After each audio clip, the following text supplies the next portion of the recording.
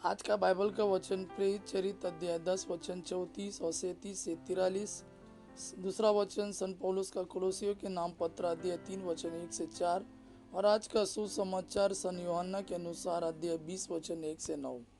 प्रेरित चरित्र अध्याय 10 वचन 34 और 37 से 43। पेतरुस ने कहा, मैं अब अच्छी तरह समझ गया हूँ कि ईश्वर किसी के साथ पक्षपात नहीं करता। नाजरेत के ईसा के विषय में यहूदिया भर में जो हुआ है उसे आप लोग जानते हैं। वह सब गलीलिया में प्रारंभ हुआ उस बपतिस्मा के बाद जिसका प्रचार यूहन्ना किया था। ईश्वर ने ईसा को पवित्र आत्मा और सामर्थ्य से विभूषित किया और वह चारों ओर घूम घूम कर भलाई करते रहे और शैतान के वश में आए हुए लोगों को चंगा करते रहे, क्योंकि ईश्वर उनके साथ था।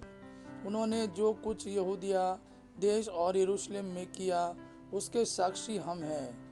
उनको लोगों ने क्रूस के काट पर चढ़ाकर मार डाला, परंतु ईश्वर ने उन्हें तीसरे दिन जिलाया और प्रकट होने दिया।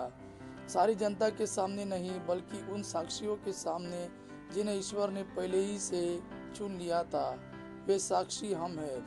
मृतकों में से उनके जी उठने के बाद हम लोगों ने उनके साथ खाया पिया, और उन्होंने हमें आदेश दिया कि हम जनता को उपदेश देकर घोषित करें कि ईश्वर ने उन्हें जीवितों और मृतकों का न्यायकर्ता नियुक्त किया है। उन्हीं के विषय में सब नबी घोषित करते हैं कि जो उनमें विश्वास करेगा उसे उनके नाम द्वारा पापों की क्षमा मिलेगी। दूसरा वचन संत पौलुस का कोलोसियों के नाम पत्र अध्याय 3 वचन 1 से 4। यदि आप लोग मसीह के साथ ही जी उठे हैं जो ईश्वर के दाहिने विराजमान है, तो ऊपर की चीजें खोजते रहे। आप पृथ्वी पर की नहीं, ऊपर की चीजों की चिंता किया करें। आप तो मर चुके हैं, आपका जीवन मसीह के साथ ईश्वर में छिपा हुआ है। मसीह ही आपका जीवन है। जब मसीह प्रकट होंगे तब आप भी उनके साथ महिमान्वित होकर प्रकट हो जाएंगे। आज का सुसमाचार सन यूहन्ना के अनुसार अध्याय 20 वचन 1 से 9।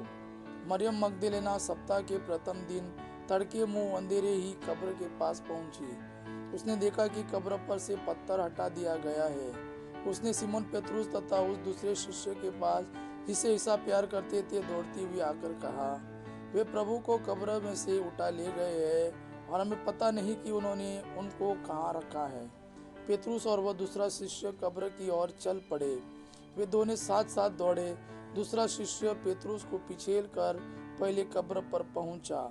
उसने झुककर यह देखा कि छालटी की पट्टियां पड़ी हुई है, किंतु वह भीतर नहीं गया। सिमोन पेतरुस उसके पीछे पीछे चलकर आया और कब्र के अंदर गया।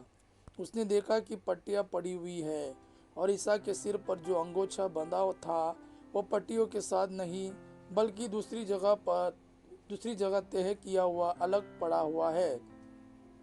तब वह दूसरा शिष्य भी जो कब्र के पास पहले आया था भीतर गया।